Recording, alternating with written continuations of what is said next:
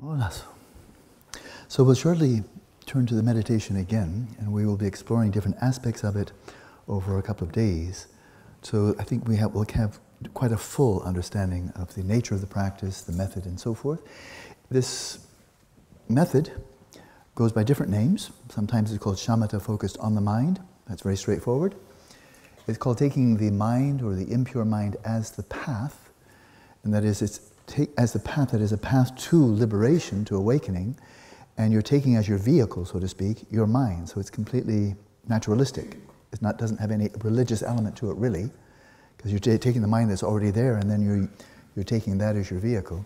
It's also called settling the mind in its natural state, from its configured state as a human mind, male, female, and so forth, and then melting it into an unconfigured state, melting your mind, your coarse mind, into the subtle mind or substrate consciousness. It's also called that, settling or resting the mind in its natural state, which means unconfigured.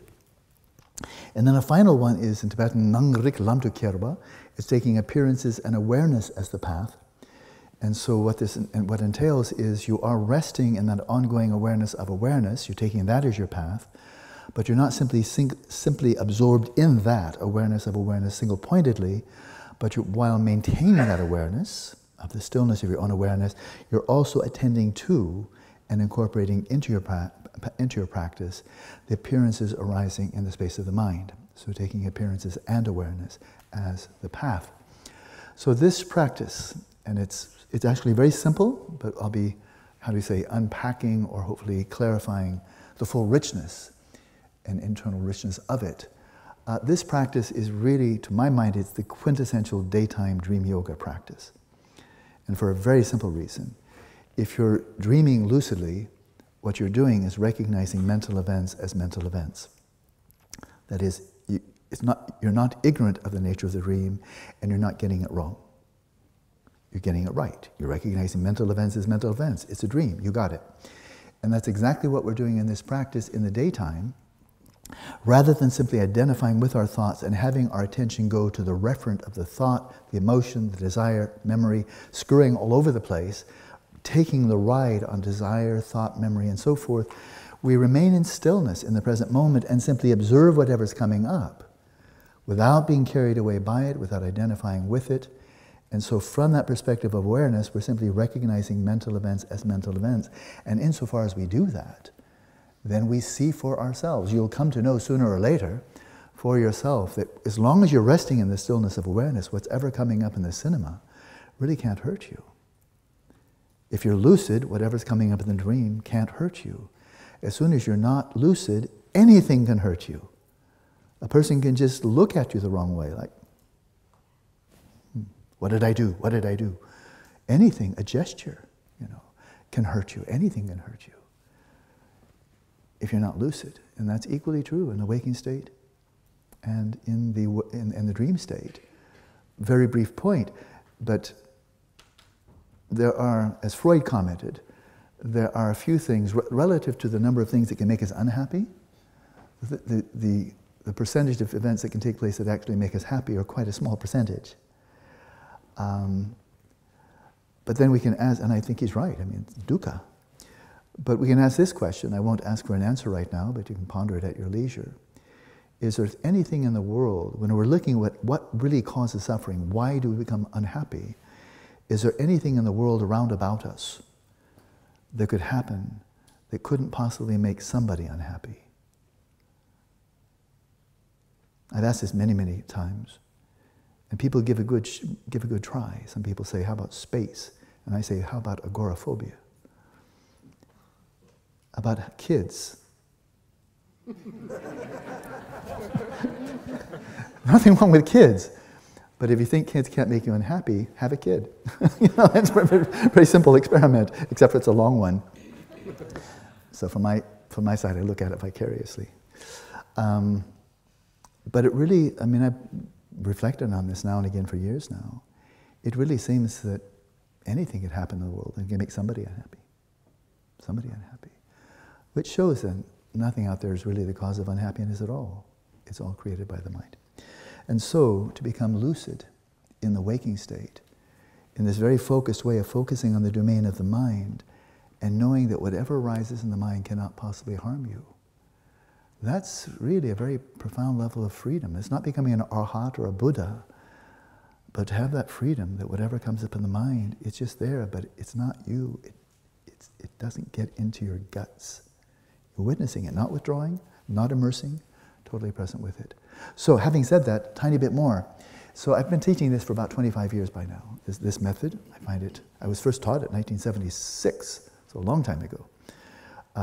But really started practicing seriously and continuously from the early 90s under Gyatso Rinpoche's guidance. And teaching it for a long time. He authorized me to teach it early on. And having taught it to many people on multiple continents, I've heard this quite a number of times. I just can't do it. I know what I'm supposed to do.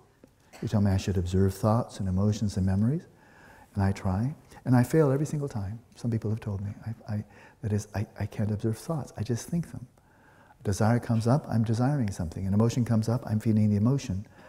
But I just can't do it. I know what I'm supposed to do, and I'm just getting really frustrated. One woman was in tears when she's telling me, I never succeed. I'm always aware of the thoughts after they've arisen. They've already caught me. I recognize that I've been abducted from inside the trunk. But I didn't see the kidnapper coming. I always get it after the effect, afterwards.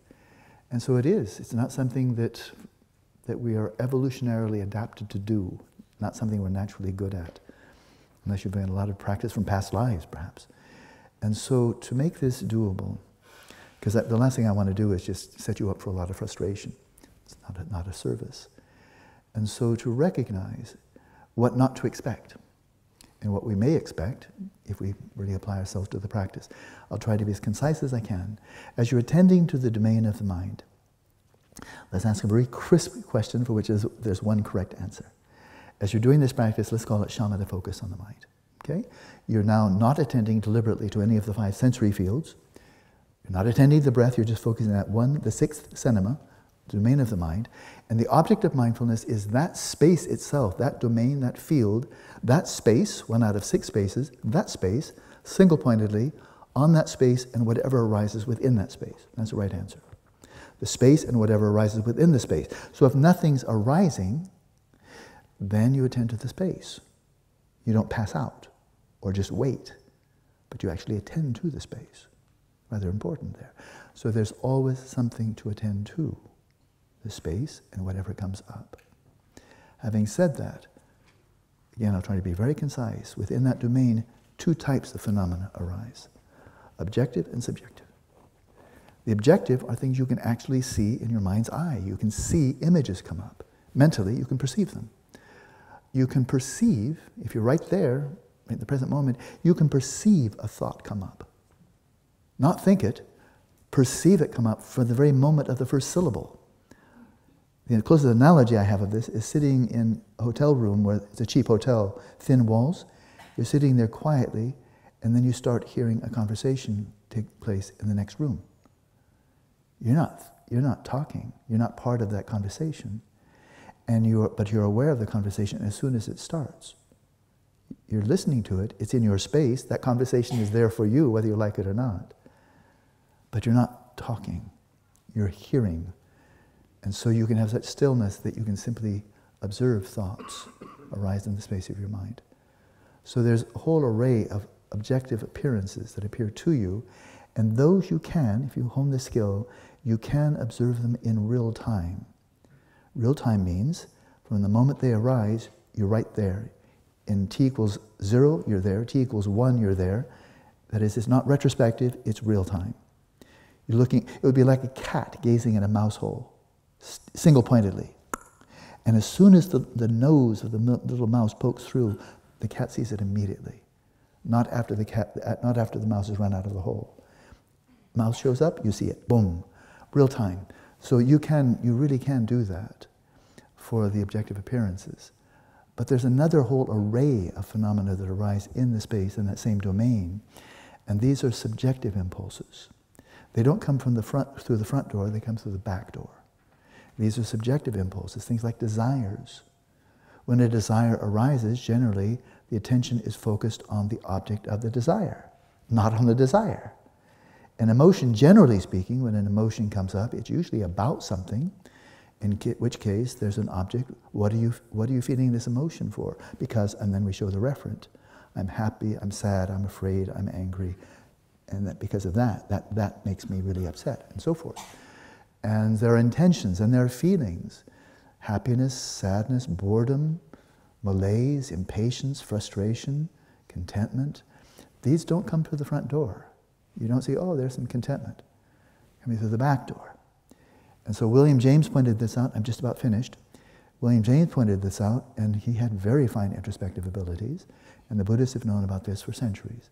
And I'm sure others too as well. But when it comes to these subjective impulses, we can observe them. We don't have to be caught in them. We can observe them. But our observation of the subjective impulses is always retrospective.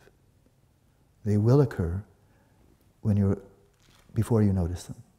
Because when the desire comes up, it's not looking at desire, it's looking at that, the cup of tea or what have you. The emotion comes up, usually has a referent. A thought comes up. If you're really thinking, the thought has a referent, and you're thinking about the referent of the thought. And then you are aware, oh, this feeling, this intention, desire, emotion has arisen.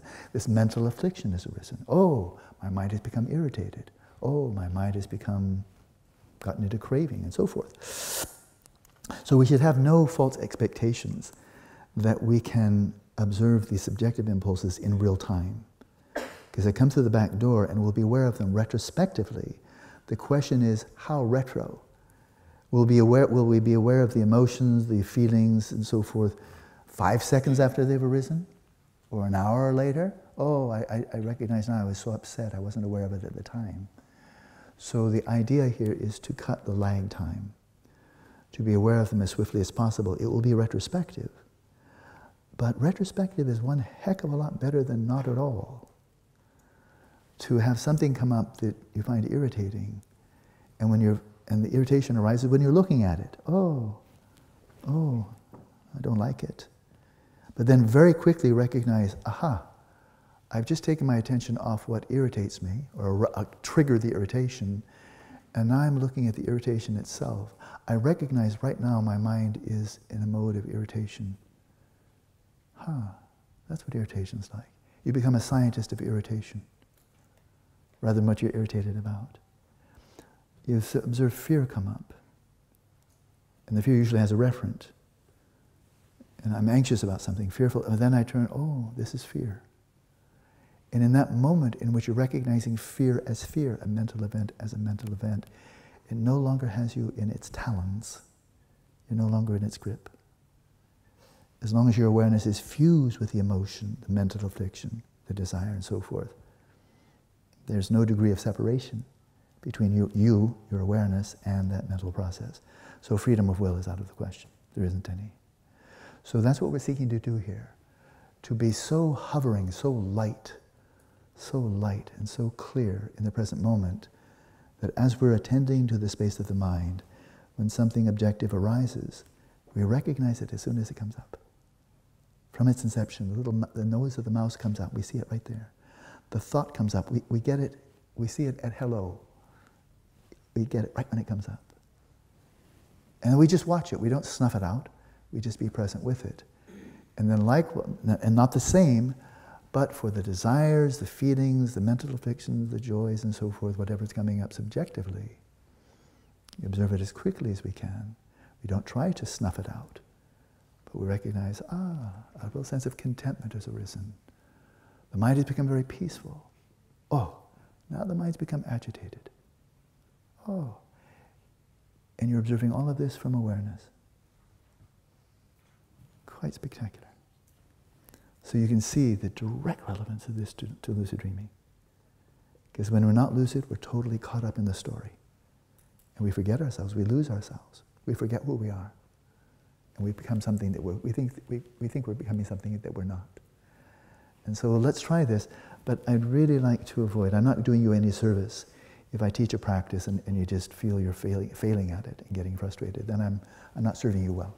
So I'll be drawing on a little technique that I was taught in 1976, so a long time ago from Geshe Rabten. He first taught this, that I received it. To make this really practical, make it doable. So if you find thus far you've not succeeded, try this one out. He was very helpful. So let's find a comfortable position. We'll have one session.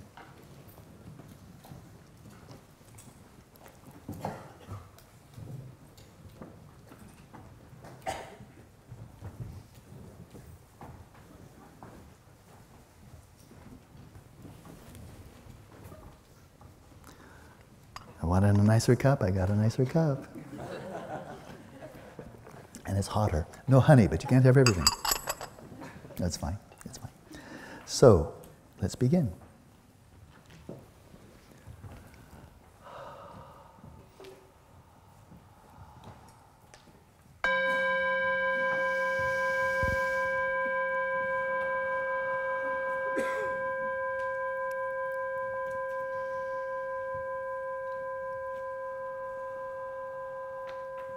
I can say with great confidence that the more relaxed you are as you enter into this practice, the more successful you will be. So relax deeply in your body, the flow of your respiration, your mind. Set yourself at ease, still and vigilant.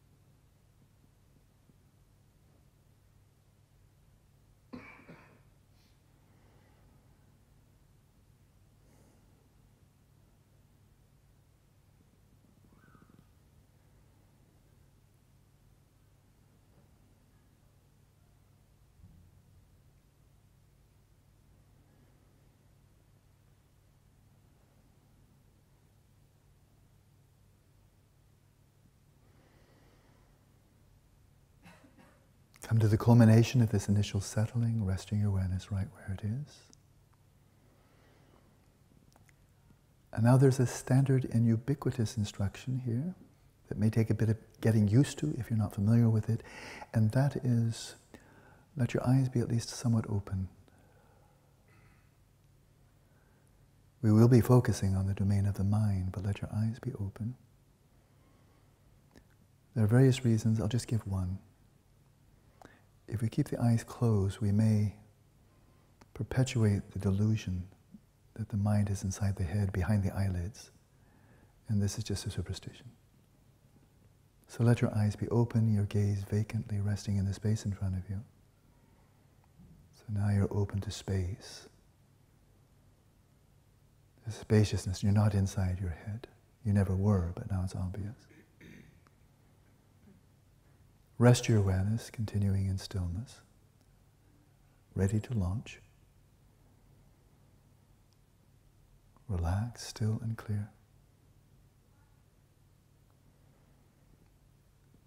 Now turn your attention away from the 5 sensory domains of sight, sound, and so on. Focus single-pointedly on the domain that's left over, where you do perceive things, but not by way of any of the 5 physical senses. Focus now on the space of the mind, and whatever arises within it.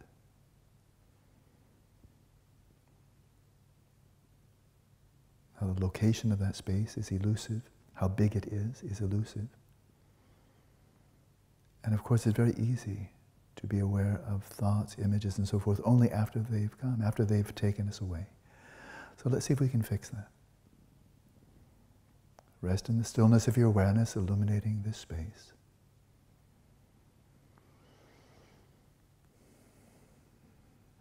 And now to give you a nice, clear target of a mental event taking place within this domain, I invite you to premeditatively, ponderously, slowly generate a discursive thought. And let's make it an uninteresting one. Let's take the 2 lines from nursery rhyme. Very uninteresting. That's the whole point. We don't want to focus on the referent of the thought. We want to focus on the thought as a thought. Mary had a little lamb whose fleece was white as snow. That'll do. Okay, uninteresting. What I'm inviting you to do now is syllable by syllable. Mary had. Generate the thought without thinking about little girls or sheep or wool or colors. Just focus on the thought as a thought. That's why it's so uninteresting. So we don't get interested in the referent. And as you generate this thought, knowing exactly when it's about to start, is when you started. Mary had a little, and so on. As you generate this thought, syllable by syllable, focus your attention single-pointedly on the thought in real time. Whose fleece was white as snow. Full stop. The thought is now dissolved. It's spent itself. It's come to an end. It's dissolved back into the space of the mind. But where it ended, snow, where snow vanished, is the space of the mind. So when you come to the end of the thought, and there's silence, there's an emptiness there. Like a cat that just watched the mouse disappear into the hole and is waiting for the next mouse to come out. Keep your attention focused right where that thought disappeared.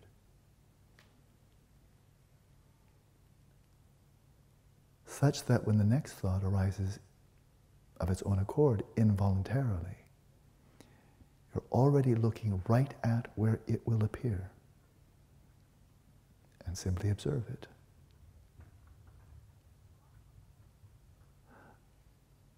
So the discursive thought you generate crystallizes your awareness around a distinct mental event. You focus on it until it comes to an end. It finishes. Rest right there, keeping your gaze steady, ready to observe the next thought or image or appearance of any kind, and observe it in real time and let it be. You can do this once, twice, 3 times. Whenever you become a bit vague, you're not quite sure what you're looking at, it can be that thought or any other thought. Generate the thought, focus on it, let it disappear into the space of the mind. Keep your attention focused right there, ready to observe the next appearance, the next show. Observe it and let it be. Let's try this.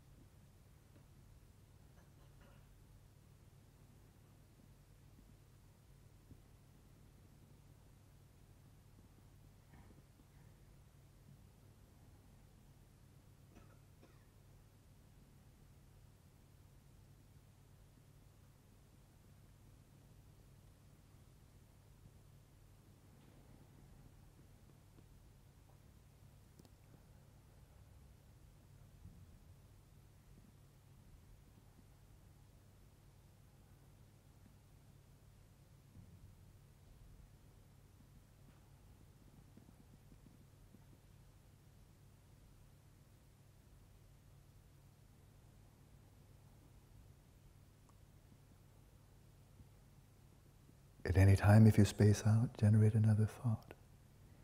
Crystallize, focus, and then just see what comes up. It will be unexpected because these are arising spontaneously. And simply observe their nature without letting your attention be drawn away to the referent of the thought. Just observe the thought as a thought.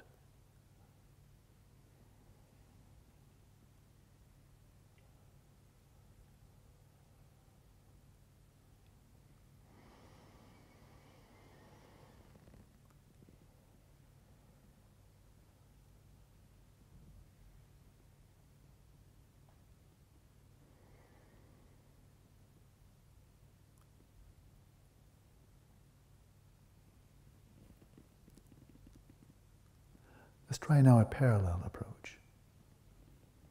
Discursive thoughts, thoughts with a referent, thoughts having meaning. But there's a wide variety of appearances that arise in the space of the mind. Many are mental images, with no language, no labels, just the images. I invite you now, as you deliberately generated a thought, knew when it was coming, observed it arise in real time, now generate an image. Of course, it can be any image you like, but, for example, a piece of fruit. Choose your fruit. Remember what it looks like. And then when you're ready, visualize the fruit, generate the mental image of that fruit. Single-pointedly focus in on that image.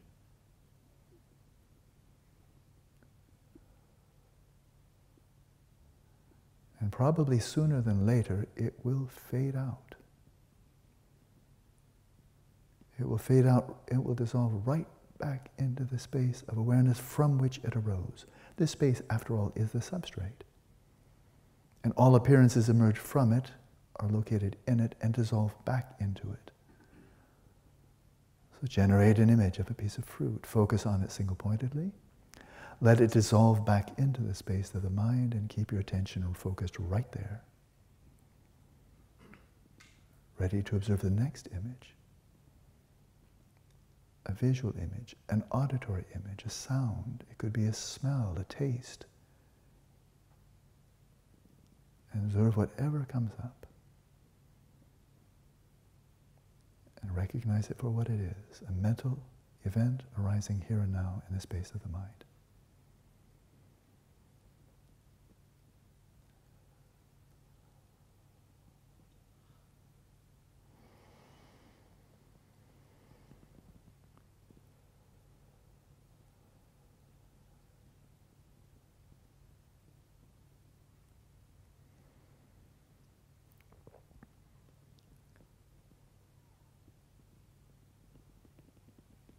Sometimes they may not be snapshots, a single image, or a sound bite, just a few words. Sometimes you may get a video, a sequence, motion picture, with a visual track and the audio track, like watching a movie. Observe whatever comes up. While resting in the stillness of your awareness, observe the movement of these appearances arising and passing, playing themselves out in the space of the mind. And remain lucid, recognizing mental events as mental events and not being carried away and lost in them, in mind-wandering rumination.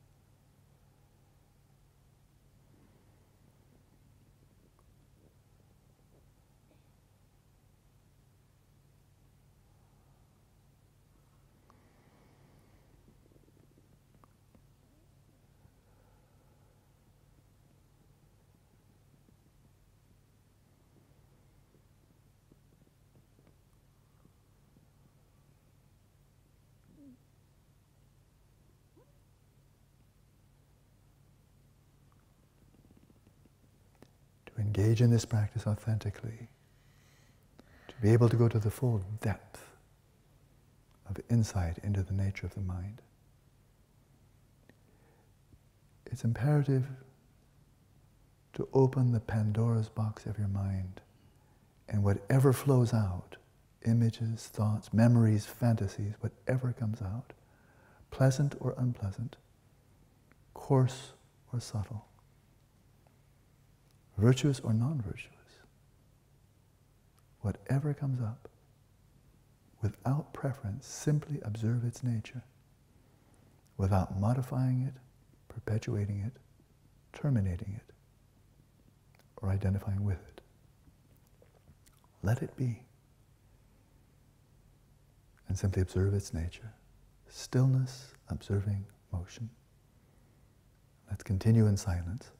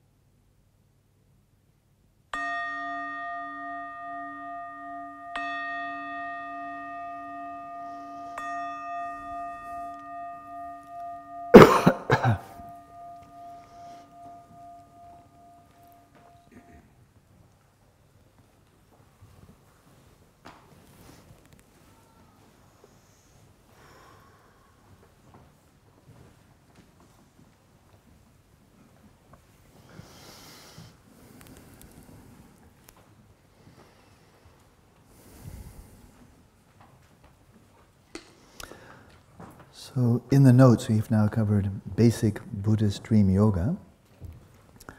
We've done the tour of the five senses. We've looked into a Dzogchen approach to mindfulness of breathing, and we've got a little glimmer, a little glimpse of this entry-level way of viewing reality, which is called in Sanskrit Vaibhashika, which, among other things, is an expression of naive realism, I think simply because they weren't really asking that question. Our appearance is really out there. Is the wall really gray, or is it not gray? Is gray subjective? They say, how important is this really? I think that's it. How is it, but whether naive realism is true or false, is it really important? Does it have a real bearing on your well-being, on suffering, finding liberation? Is it really that important? So let's just let sleeping dogs lie. Okay, you're seeing the world pretty much as it is, and there's a real world out there. Your five skandhas, your body, your mind, the five skandhas, they're all totally real, inherently existent. The mind is inherently existent, everything is. And you're seeing things pretty much as they are, but what you're not seeing clearly is you're not seeing the impermanent is impermanent, dukkha as dukkha, you're not seeing not self as not self, and that gets you into a lot of trouble. That really, each one of those can give rise to a massive amount of suffering. So why don't we stop doing that? And see through the veil, wake up. Impermanent is impermanent, dukkha is dukkha, and not self is not self. You'll find a tremendous relief from suffering, and that's what this is all about. But they've left a lot of stones unturned. So, unquestioned assumptions. Maybe they're important, maybe they're not important, but they certainly hit some big ones. Those issues right there, this is empirical. You can see whether this is a real, any one of those three or all three together, really do give rise to an enormous amount of suffering in dreams and the waking state. So I think they're really onto something there. These three marks of existence, very much core, absolutely core to Buddhist Vipassana practice. In the four applications of mindfulness, core themes to investigate experientially. But philosophically, we have a bit of time, let's move on. And we'll be moving on from one viewpoint, one perspective to another. And each time we'll be asking questions that had not really been deeply addressed previously. And so, is it really true that the colors are out there, that sounds travel and hit you in the ear, and so forth? Is that really true? And then you think about, bats see the same thing, dogs see the same things as we do, and devas and hell beings and pretas, I mean, this big worldview. And then you have to see, okay, it can't be that simple. And so we move into Sautrantika, one level up. Now, let's say we've moved from Galileo to Newton. Sautrantika, in Buddhist monasticism, in which I was trained for years, the first worldview, intro level, you enter as a freshman in the monastic college that I attended, the Buddhist School of Dialectics. The first worldview you're introduced to is not Madhyamaka, let alone Vajrayana or Dzogchen, it's Sautrantika. That's where you, don't we say cut your teeth, cut your teeth? You get in. And it was brilliant. I slipped right into it. When I was 23, I took ordination, went right into this training. And it was just brilliant. It's classical. You know when you go in, it's flawed. But classical physics is flawed, and it's also brilliant. It's really incredibly brilliant and has tremendous explanatory power. It just leaves a lot of stones unturned. That doesn't make it any less brilliant. It just means it has limitations. And so Sautrantika, we move here and we ask, what's real and what's not real? We just ask some basic questions. And the answer is, there's a real world out there. Isn't that kind of obvious? There's a real world out there. And your feelings are real, and your body is real, and your mind is real. But what is real is what you can directly perceive. Not just with the five senses. I can see this room, I can see the room, I can see a bunch of stuff, and they're real, they're physical, and they're out there, they're absolutely out there. But I can also, with my sixth sense, which is just mental perception, I can perceive directly emotions, thoughts, and these are as real as anything else. So the notion that the only thing that's real is physical is like, what got into you? Did somebody hit you in the frontal cortex and make you stupid? Obviously, non-physical events have an impact on physical events. That's perfectly obvious, the placebo effect, if nothing else.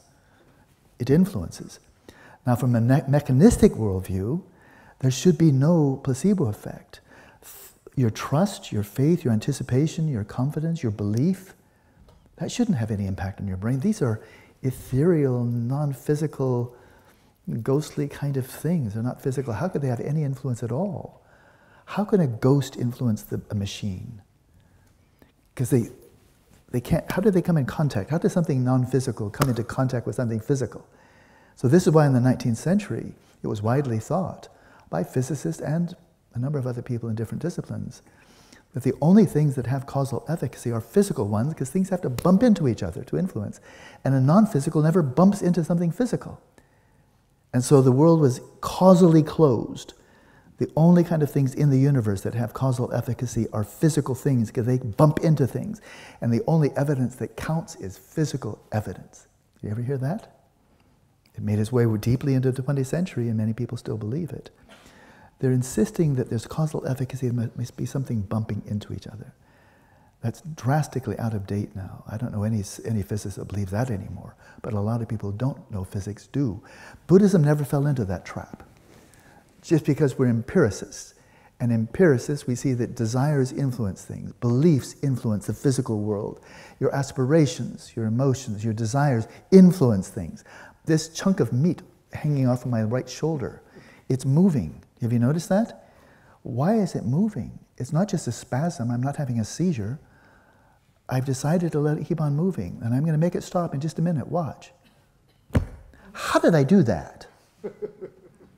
Because I decided to do that. Come up, hand. Go down. You're finished now. The non-physical influences the physical. Let's just be real. There are no mechanisms there. So Sautrantic looks into this and said, what's real is what you can directly perceive. My hand, my body, mountains, with technology enhancement, I can observe molecules and atoms and cells, and we can observe energy fields, we can observe them with technology, and we can observe consciousness and dreams and thoughts and images and desires. Anything we can directly observe, that's as real as it gets. And nothing is more real. It's like being pregnant. Pregnant, not pregnant, nothing in between. Nothing's more real than anything else. And that which is real has causal efficacy. And that which has causal efficacy is what you can observe. But is that the whole of reality? Is that the whole of existence? Is everything that exists, is everything real? The answer is no. There are things that do exist, but they're not real because they have no causal efficacy. Anything that is unobservable, that never lends itself to being perceived, it may exist. It's not real. The ownership, we can ask you some simple question. Does this cell phone belong to somebody? And we speak to being ordinary, let's not get fancy here. Is this just a homeless cell phone, or does it have an owner? It does. The Santa Barbara Institute owns it. I get to use it. So it belongs to the Santa Barbara Institute. I can't sell it. It doesn't belong, but it belongs to Santa Barbara Institute. With Santa Barbara Institute money, I get a cell phone for me to use. The ownership of the cell phone, it belongs to someone, an institute. It does exist. Is this an ownerless or an ownerful cell phone? It's an ownerful cell phone. It belongs to an institute. The ownership of the cell phone does exist. Has anybody ever perceived it? Can you look at the cell phone and tell who owns it? Doesn't matter whether it says property of Santa Barbara Institute. It could be a lie. People say all kinds of things. It's not true. So the ownership, it exists, but it doesn't exist really. The ownership doesn't have any causal efficacy. It's just something we agree on. And if we stop agreeing, if I give this to another nonprofit, that I could do, then it belongs to that nonprofit, but only because we say so. So ownership exists, but it has no causal efficacy. What does have causal efficacy is my belief that this belongs to the Santa Barbara Institute. I believe that. That has causal efficacy. It prevents me from giving it away or selling it for my own profit, but it allows me to use it because there we are. So there are many things that do exist, but they exist only because we agree. The border between Palestine and Israel, does it exist? Of course it does. Has anybody ever seen it?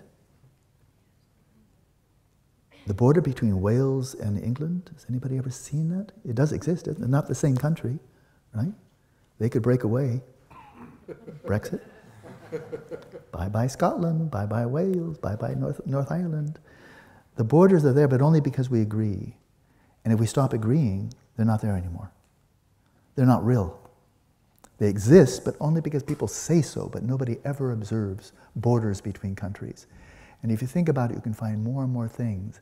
They exist, but they're not there. They're not real, and they have no causal efficacy. The only efficacy is because we agree, we believe, and then we act on. We fight over borders.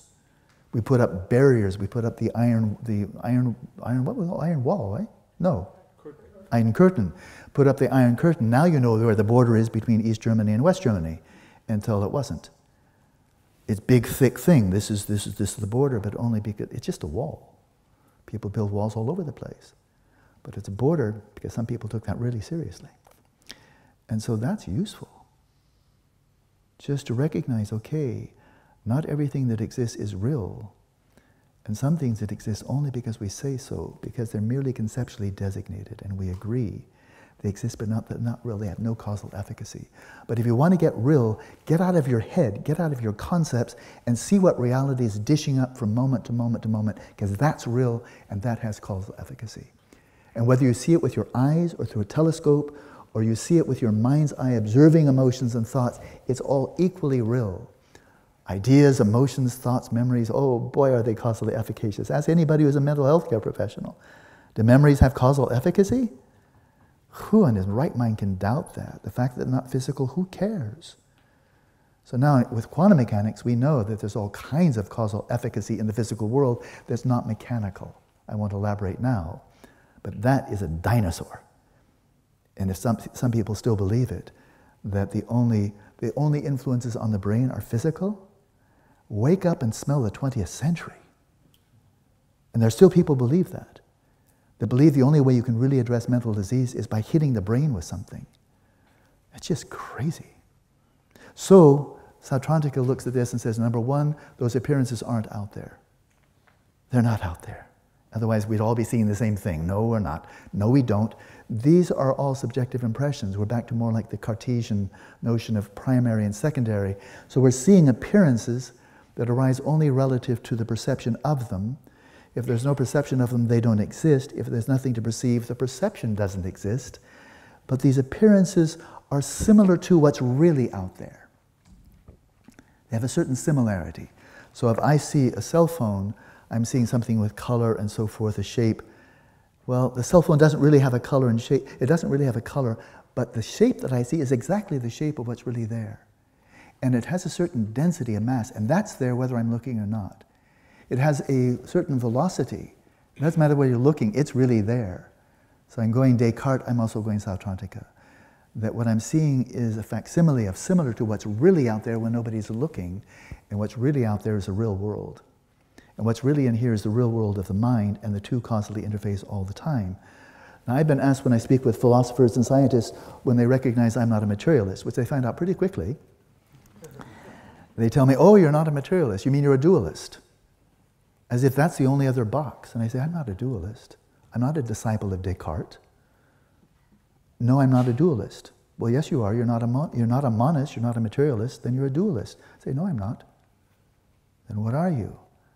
Well, I'm a pluralist. So let's look at the Sautrantika briefly, and then we'll take a break now very quickly. But it's an interesting, refreshing alternative to, are you a monist and everything boils down to matter and its emergent properties, or are you a dualist, which is really, it hasn't gone anywhere. Materialists look at the Cartesian dualism and you say, it didn't work. You still believe in that crap? I mean, Descartes said there's mind and there's matter. And one's physical, but he didn't figure out how they interface. How does a ghost interface with a machine?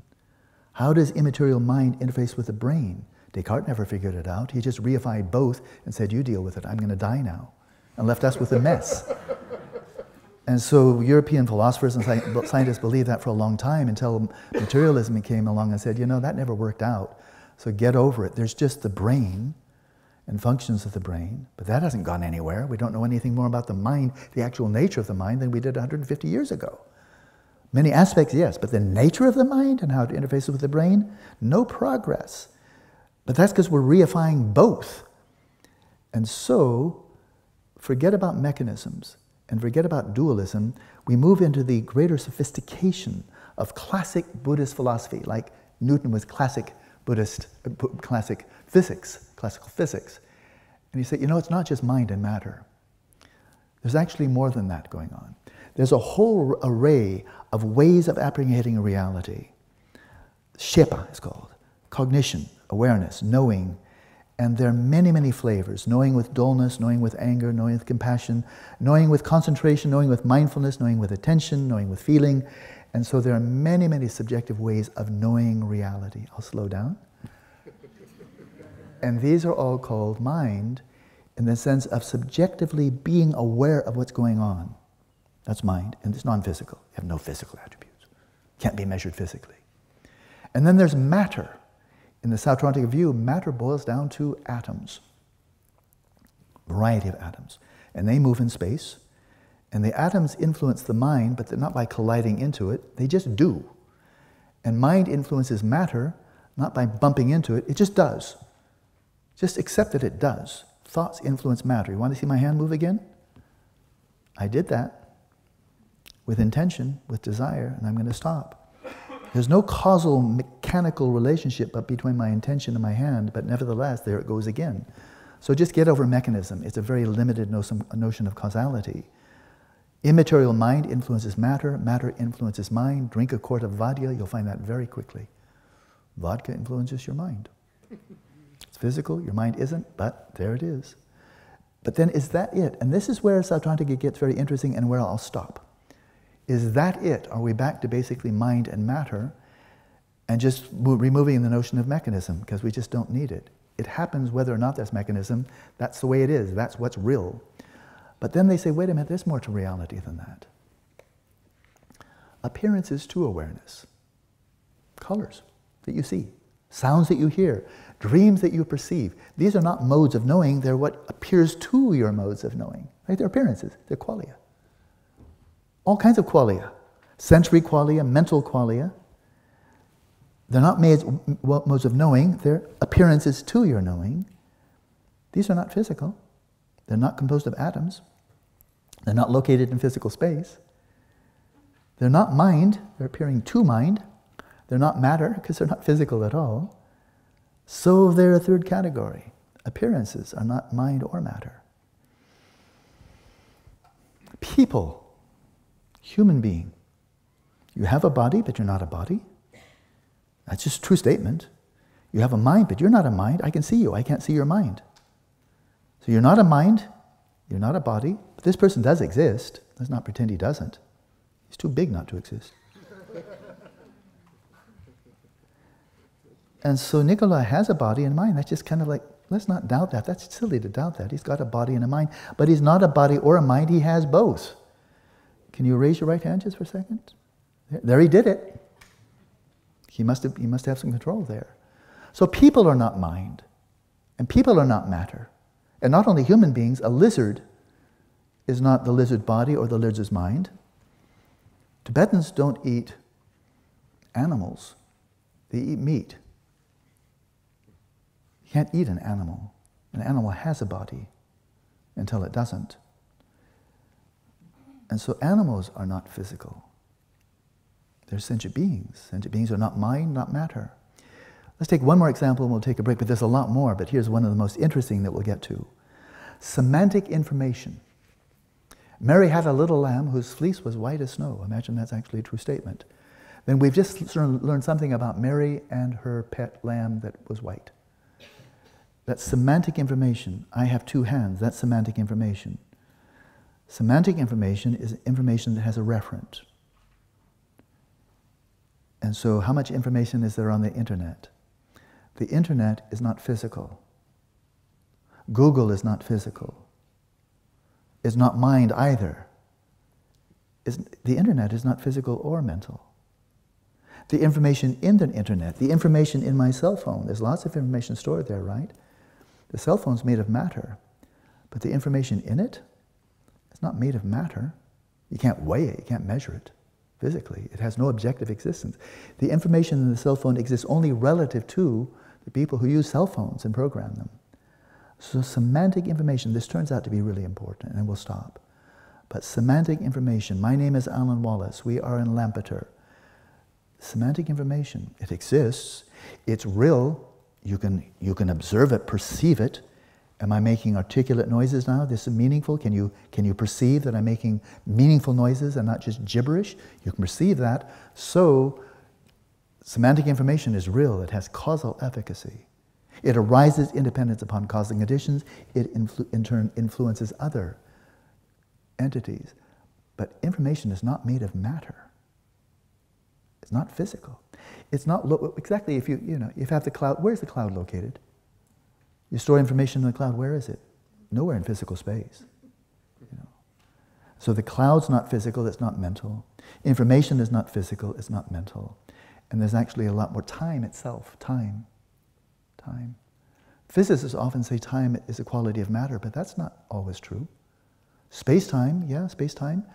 But you can be oblivious of physical space. You can be in a dream where there's no physical space at all. There's nothing physical at all. Can you experience the passage of time in a dream? Then it's not physical, because there's nothing physical in a dream. So time is not always linked with space, and it's certainly not always linked with matter. Time does exist. You can experience the passage of time. Not just imagining it, you can experience it, can't you? You can perceive it. The passage of time. Was it a long time or a short time? You get that not by inference, you perceive it. The passage of time. But it's not physical, it's not mental. So suddenly now the world is now open.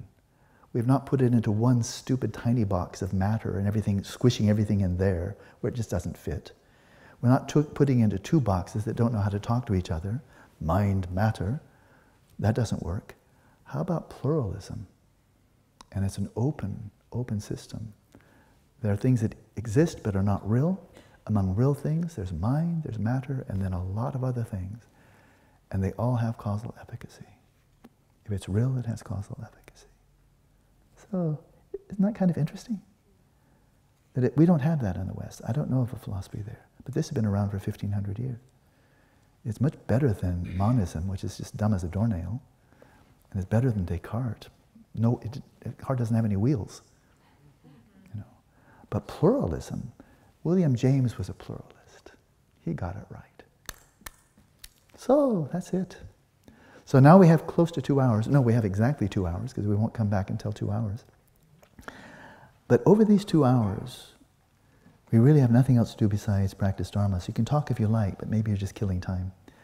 But over these next 2 hours, if you can make a point of distinguishing in your own experience what's real and what's not, what you perceive and what are you projecting upon the perceived, which may exist and not real. That could be quite interesting. And we'll explore that more. This is the great adventure of being alive as a human being. We're not just here to survive and procreate. We may actually figure out what's going on before we're dead. And my hero, I keep on saying I'm going to end and keep not, but we'll just end, come back later. But Henry David Thoreau, when I was in my teens, I just couldn't make sense of the Christian doctrine that I'd been exposed to. I just couldn't believe it. It made no sense. And yet materialism made no sense. But Henry David Thoreau did. His Walden, that made sense to me. And there's a beautiful passage, I think it's right towards the beginning of the book. And I really should never paraphrase it because he said it so much better. But when asked why, or he asked himself why did he go off to solitude, simplicity, for 2 years by Walden Pond? And really reduce his life to the bare essentials. Why did he do that? Why not make some money, have a girlfriend, get a job, And he answered that, and I paraphrase, and I'm sorry to paraphrase, because he said it much more beautifully than I can. But I'll paraphrase him pretty closely. He said, I went into the wilderness, into solitude and simplicity, so that I may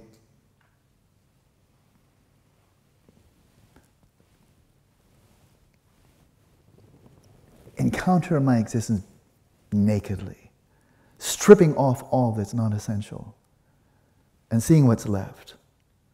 When I throw out everything peripheral and secondary and superficial, and I'm just looking at the core, what is it to be existent? And then focusing on that, whether it's bitter or it's sweet, whether it's harsh or gentle, whatever it may be, my aspiration is to know what it is to exist before I die. And I thought, count me in. Count me in. We human beings have this ability. Animals, not so much. So if we want to be fully human, let's figure out what's going on. It might actually serve us very well. So that brings us to, let's say quarter till 8, which means 7:45. Let's come back and enjoy the next 2 hours. They'll be gone and you'll never get them again.